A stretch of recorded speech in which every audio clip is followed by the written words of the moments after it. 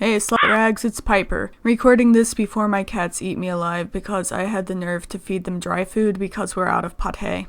I've been holding back this commentary for a long time for multiple reasons, one of them being I don't like showing weakness. The other being I'm just really bad at processing my emotions. Lately I've been avoiding Twitter, partly because I waste too much time on it and I wasn't getting anything done, but also because I've been so anxious lately. You know, my only comfort in life right now is the new Grimes song that came out, Delete Forever. And throughout this whole thing, I haven't cried much. I've been suppressing my emotions, so listening to it is helping me vent, I guess. I'm on the tail end of my 20s, and I'm wondering, where did the time go? I haven't achieved enough, and my life has just been a big waste and a disappointment. I feel like everything around me is just spiraling out of control. A lot of people feel this way. Supposedly it's because of some transits, but as much as I love astrology, I think it's important to take it with a grain of salt because it's never been scientifically proven in the form it's currently in is grossly oversimplified so it can be more easily consumed by the masses. Point is, I thought moving in with my father and his girlfriend would be a fresh start, and it hasn't been. They made me a lot of promises and broke them all, but I physically can't talk about it while I still live here because whispering hurts my throat. But all you need to know is I can't get along with anyone, and I'm pretty desperate to get out of this boomer hill. So if you could quick leave a comment with your suggestion for my stripper name and persona, I would really appreciate it. That was not a joke. I am seriously considering becoming a stripper, and I need a name. It seems like the appropriate thing to do when you hit rock bottom as a female. So I've been experiencing a lot of anxiety lately, and I'm depressed. I mean, how are you supposed to be happy in the winter anyway? Let alone when you're as broke and confused as I am, and I'm sure some of you, probably newer subscribers, are just wondering, hey, why not get a day job that isn't dancing in your underwear? Well, because I can't find one. I haven't been able to find one in the decades I've lived here. I live in a small town in the middle of nowhere, no car, can't drive, have some car wreck related trauma I don't feel like getting into, no one's teaching me how to drive. I have applied everywhere, and I do mean everywhere. I get almost no interviews because my degree makes me overqualified, and they rarely go well when I do get them. People online assume that I communicate very well, but right now I'm sitting alone, in the dark, talking to a microphone, reading words on a screen. In real life, I tend to come off as either intimidating or just cruelly disinterested in everyone around me, and it's multiple factors like my lack of eye contact, flat tone, muted facial expressions, minimal body language, quietness, and perhaps worst of all, a bitchy resting face. I went through this charity that helps autistic people find jobs, and even they couldn't land my ass a job. I always see the dumbest sales clerks and waitresses everywhere I go, which, you remember, I applied everywhere, and I always wonder, why did they get hired and I didn't? Well, because they're good communicators, and instead of going to college and amassing a bunch of debt like my dumb ass, they went straight into the workforce. Most of my experience comes from being self-employed, and who wants to hire someone who's used to being their own boss? I guess no one, because I never get any calls. Others of you may have wondered, hey, what happened to the army? They thought I was a pretty good candidate. Filling you guys in, my original plan was to join the army, but later I thought maybe I'd join the army reserves because then I'd have more time to finish my book series, but also be able to afford food and better health care, and I can always kind of upgrade to the army later if I change my mind. Well, now the army will not talk to me until I get the tattoo lasered off the back of my neck because it would poke out like 1 centimeter above my uniform collar or some shit like that. You know, like, I don't mind getting rid of the tattoo, don't get me wrong. It figures the tattoo I was peer pressured into as a teenager would come back to haunt me 10 years later. It's just that it will cost a lot of money, which is something I don't have. They told me this after telling me I had to quit my bipolar medicine and have been off it for a year before I can sign up. So far I've been off of it for about a half a year, and at first I was fine. Better even than when I was on it. Part of that's because when I was on it, I lived with my mother, who constantly berated or ignored me. Then I moved in with my father after she kicked me out and everything got better, yay. For a couple of months. And then winter came, and my psychiatrist said I might have seasonal depression in addition to or instead of bipolar, but I hope not, because she's already diagnosed me with like 4 things and I'm hiding other stuff from her, so it really feels like I hit the genetic lottery from the wrong angle. But anyway, a lot of my bipolar symptoms went away when I stopped the medicine. My current doctor pointed out that my previous doctor was giving me 600 milligrams of Lamictal a day when the maximum dosage is 600 milligrams, the maximum dosage is 400 milligrams. That's 200 milligrams fewer, which she said could have been triggering my manic cycles. And it occurred to me that I haven't had any manic cycles since going off my medication, and my very first manic cycle started the same day my medication started. I mean, I don't want to commit an ad hoc logical fallacy, but that seems pretty damning to me. So, whatever my diagnosis may or may not be, it seems my medication was making me sicker, and if that's not irony and maybe malpractice, I don't know what is. All I know is this is so frustrating, and it makes me so mad to even think about. But the thing about mania is, as damaging as it can be because of the reckless behavior I engage in, not so much now that I'm more mature, but when I was younger, it's still a lot easier to handle than depression. Because, even when I had manic cycles with mixed features, aka experiencing mania and depression symptoms at the same time, it's a rough paradox, yeah, but it's easier to pull myself out of a bad situation in that kind of cycle because I have more energy. Depression really just eats away at all your energy, and I just don't feel like doing f***ass anything. But I feel like I should be doing f***ass everything, and that's the problem. But, now I ended up with a lot of anxiety because money and etc. And if I can't get through that, I can't join the army, tattoo or no tattoo. To be fair, I think I would fare better in an army environment than a civilian one because, well, aside from being a bit lacking in the empathy department, I need a lot of structure, and poverty is scientifically proven to be more stressful than a lot of surprising things. I remember reading an article saying that most refugee kids' problems came from poverty, not the war traumas they experienced. And at first, I was shocked. You'd think that trauma would be more affecting than poverty, but then I thought about what it would be like to have a kid in this situation, and then I understood. I'd rather go to war knowing I'll get 40k if I survive than make a YouTube video knowing I'll be lucky to break that number in views and get monetized. Especially since, and this is the biggest issue, there is no guarantee I'll get paid for anything I'll do or post, which constantly keeps me on my toes. I've worked in high-pressure environments before and enjoyed it because there's always something going on. Stress didn't used to be a problem for me at all. But with YouTube's algorithm almost exclusively promoting videos that they deem unfriendly to advertisers, I make almost no money on here. And yet somehow more money than my other prospects. Because they promote the videos that are controversial and get demonetized and not my others, that's where my audience tends to come from too. So in other words, there are a lot of people who are subscribed to me for 1 or 2 things, and it's that thing that gets ad restricted. There are some months I don't even get paid because I don't break the threshold of $100, so I feel like I'm constantly torn between keeping my audience happy, which is at least fun, knowing I'll get ad restricted or demonetized, or have to talk about something that makes me stressful, or put out something no one is interested in, which in turn will be fully monetized but gets so few views that I only get paid like $2 on the first day. I've tried to jump onto friendlier types of series like astrology and why I stand, but the algorithm just isn't promoting those the way that they promote my other videos. Which is a shame because spending 20 minutes talking about why I love Melanie Martinez, that makes me feel better. You know what I mean? Oh well. I don't want to get frustrated with my audience. It's not you guys' fault. It's the algorithm. It is fully 100% the algorithm that makes me mad. So, yeah, death does not make me anxious, especially since I'm joining the reserves and I probably won't get deployed anyway.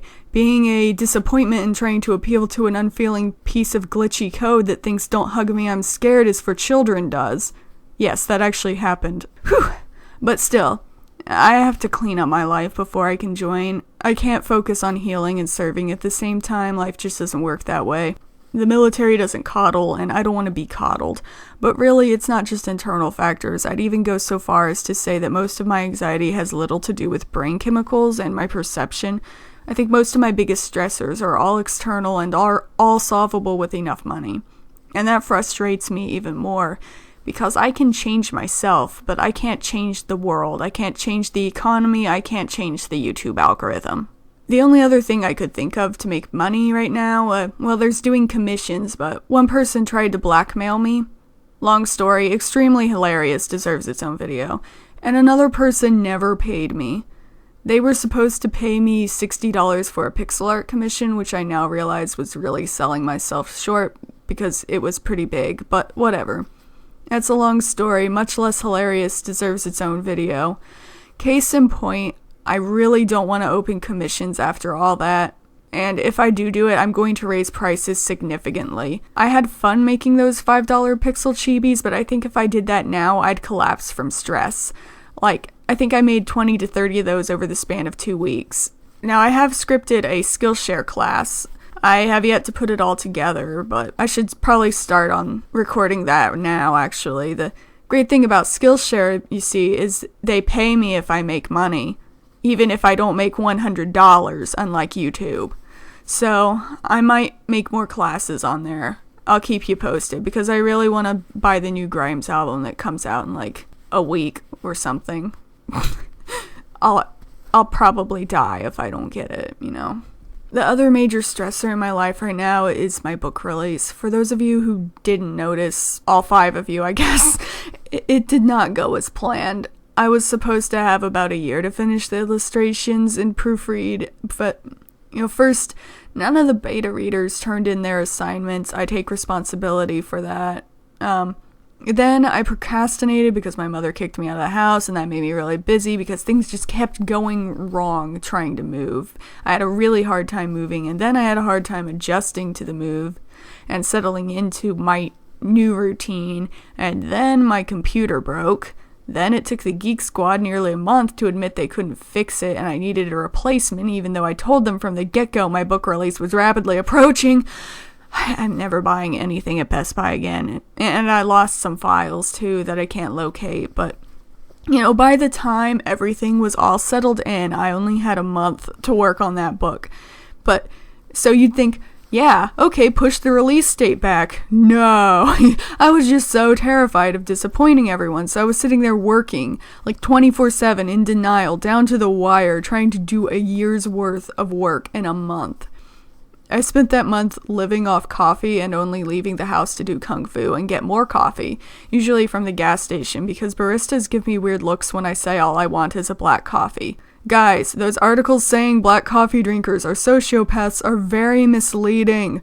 So I'm a bit lacking in the empathy department. Whatever, just be grateful you don't have to mix another drink. It's less work for you, fewer calories for me, win-win.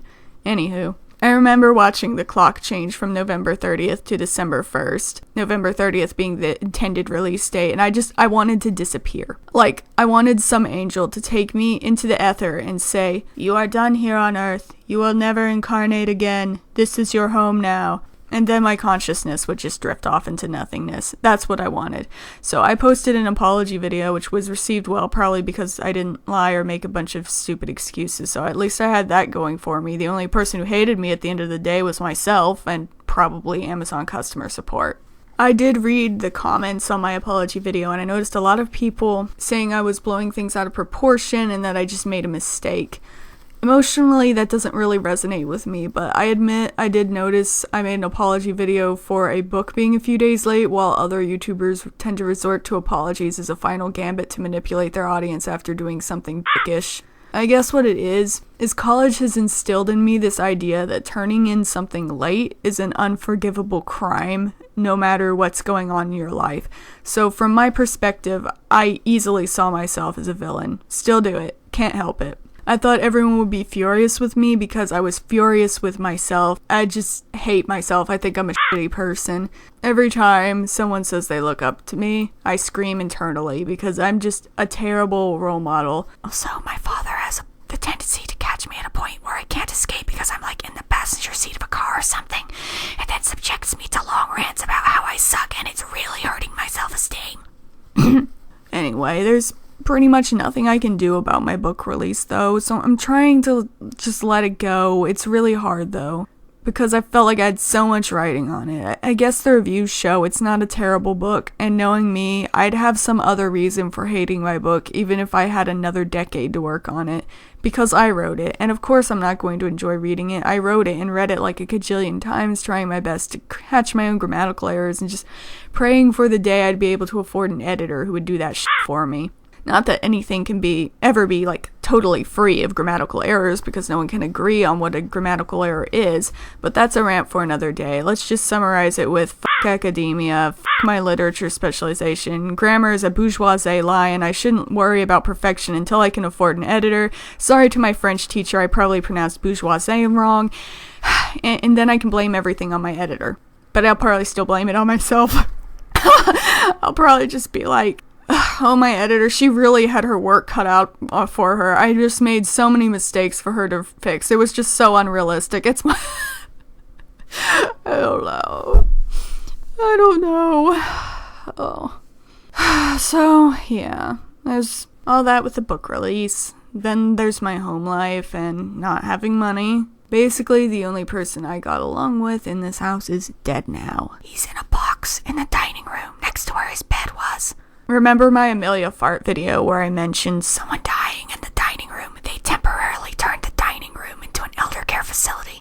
It was awkward, and I don't even want to talk about it. So, I made 15 videos that I just haven't posted yet, out of anxiety. To be fair, a lot of those videos are for a New Age spirituality channel, and it makes sense I'd be anxious about launching a new channel that's so different from the one I have now, even if those videos tend to be more algorithm friendly, especially tarot videos. I keep getting tarot videos shoved down my throat. Like, my recommendation feed is so chock full of tarot videos, so I guess that's what trends now.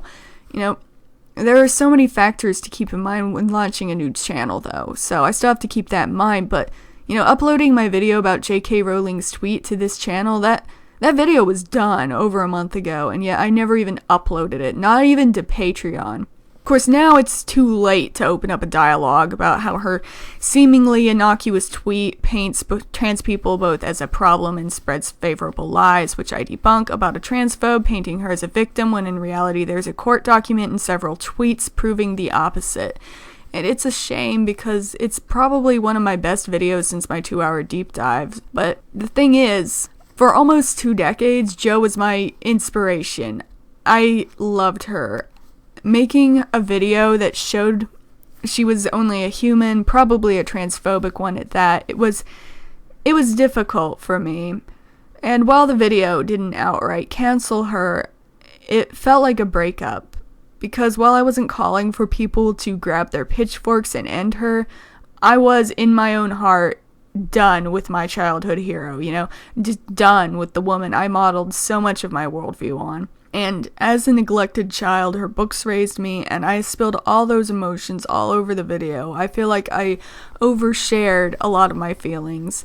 It's just so hard for me to open up when I don't even want to admit to having feelings that can be hurt, you know what I mean? So basically what I'm saying is, I very recently landed myself in boomer hell while my personal life was falling apart. I was also failed by my hero right after a disappointing book launch, which I should have seen that coming when she lied about Hermione not being established as white, when I can think of 3 different book examples off the top of my head proving she's canonically white, but whatever.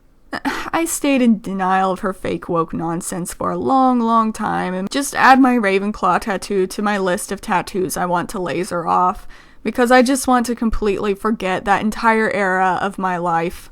I'll probably just send that video to the recycling bin or post it on Patreon and nowhere else. I mean, that's a lot of work down the toilet, but stressing over that video is keeping me from moving forward and making the types of videos I want to make. I need to eliminate these stressors and just move on. It's the only way I can work myself out of the hole life dug me, and I'm almost done scripting my K-12 review. Actually, I think this is more of an analysis. I don't know what to call it. But I want that to be my next video. I want to put up another Melanie Martinez video. Because they make me not want to die, you know what I mean? I've been trying to take steps to eliminate more stressors, you know, just so I can get more work done. One of the things that was making me anxious was reading my book reviews, especially after I noticed my Garden Gate error. The one that I discussed in my book regrets video, the one I started crying over. I always read other authors saying you shouldn't read your reviews because reviews are for readers, not writers. You should get your criticism from your beta readers and fellow writers, but it was something that was making me anxious. I had to end it. I was afraid, what if no one liked it? So then I checked my Goodreads, expecting something abysmal like William's Night in the Fire, only to see that Cry for the Devil is actually rated a 4.6 out of 5. Yeah, I did not see that coming. And a lot of people's issues would be fixed in the sequels, so it didn't matter really all along. I can see why people tell authors not to read their reviews. Because, yeah, I don't totally agree with everything people are saying. Like, for example, I don't agree that William is underdeveloped, but I do think I did rely too heavily on subtext to develop him. It is kind of hard to show a character being in denial in first-person present tense, because no one is consciously aware of being in denial, and in real life, people aren't as consistent as characters tend to be. So, I was considering so many nuances that just aren't clear on a casual read. I don't think I even realized what a chore it was to decode William until I finished the book. If you read the book too passively, yeah, his character arc, it appears very flat. Maybe I could have done more to make it clear that he acts like a smartass to Eretti and Elijah because they make him anxious and he hides his anxiety behind excessive sarcasm and humor. I did this to contrast Eretti, who, like me, dissolves into a worthless puddle of shit when she's anxious, but since book 1 starts where the action starts, there wasn't a lot of time to get to know William before the trauma starts, I admit that. The prequels should fill in the blanks and hopefully bring more clarity to his characterization without readers being forced to, read books the way college trained me to read them. Because I just recently realized the way I read books isn't normal. I overanalyze everything, and most readers don't do that. Another one I see that I don't agree with is that he's too lacking in agency, and that's just because he's a kidnapping victim. So I feel like if I gave him more agency, it would be unrealistic and would downplay the effects of Eretti and Elijah's actions. I still wish I put the book in someone else's point of view, probably Elijah. But then again, I say this still being the only person who knows how book 5 ends. It's a wild ride. I'm getting so off track here. These examples aren't my point. And, an author's interpretation of their own work is no more or less valid than anyone else's. Blah blah, death of the author, forget me, I don't matter. I like rambling about my stupid book. It makes me feel better. Point is, even though I don't always agree with the reviewers, I still really appreciate the reviews a lot. There weren't very many of them, of course, but I enjoyed them anyway because it means people read my book and they thought about it. And hell, isn't that all any writer really wants? I mean, I'm sure there are a lot of them with delusions of grandeur, but, I didn't set out to write the great American novel. My goal was to make people laugh and get them close to my characters, and I achieved that. It was not an ambitious book, so there's really no reason for me to stress out about how I wish I put the book in Elijah's point of view, or how I wish I started where book 2 is starting. I knew it wasn't perfect when I released it. I knew it would require multiple prequels and sequels to flesh out my world. I knew the perspectives of multiple narrators was needed to shed light on things William couldn't possibly see on his own because of his Stockholm Syndrome, but book 1 clearly has some value to people, or else they wouldn't have spent so much time with it. It's a long book, and I even deleted some scenes to make it shorter, which may have been a mistake, since I think some of those scenes were pretty telling. I don't know. But I was planning on re-releasing the book through anyone but Amazon after I get enough money for an editor or at least an ISBN. I might, and this is not a promise, it's just an idea, also release a special hardcover version that contains extra illustrations in full color, deleted scenes, and other bonus content, including an excerpt from book 2. But that's only if the book gets popular enough to where I'll make a profit off of all that work, because that is a lot of work. Part of the reason I released book 1 to begin with, was because I'd been sitting on it for years and not actually working on it. I just felt like it was time to release it into the world. I didn't have any expectations people would actually read it or that I would make money off of it. But the more I think about it, the more I realize that it's kind of exactly my dream. I don't want YouTube to be my job. I want YouTube to be my hobby. That way, I don't have to worry about monetization. But right now, I have to prioritize the things that are making me money, and right now, unfortunately, that is YouTube, of all things.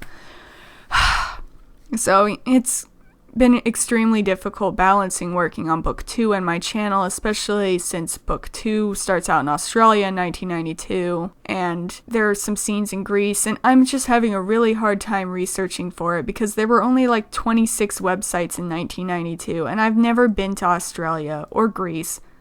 God, why the f*** did I have to make a Ready Australia and Elijah Greek? Why couldn't I have made her a New Yorker and him a Texan? I made this way too hard.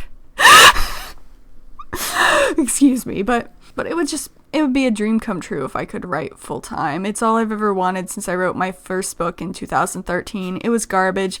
Right now it's probably in a dump somewhere, literal trash. I think I've deleted every trace of it, but who cares?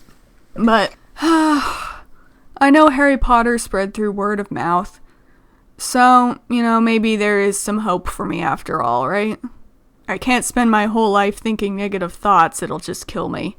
So, I'm trying to work my way out of my depression, be it because of winter or because of my situation, but I don't think this video can really have a satisfying ending. The best I can do to lighten the mood is to mention that spring is on its way, and then close out the video talking about random shit. Now that I talked about it, I'm going to try to release it, meditate. I've been doing that lately and it helps. Oh, and then there's the law of attraction. But this isn't my new age channel. That one's not going up until after Mercury retrograde ends because I'm not going to f*** myself by starting a project during a retrograde.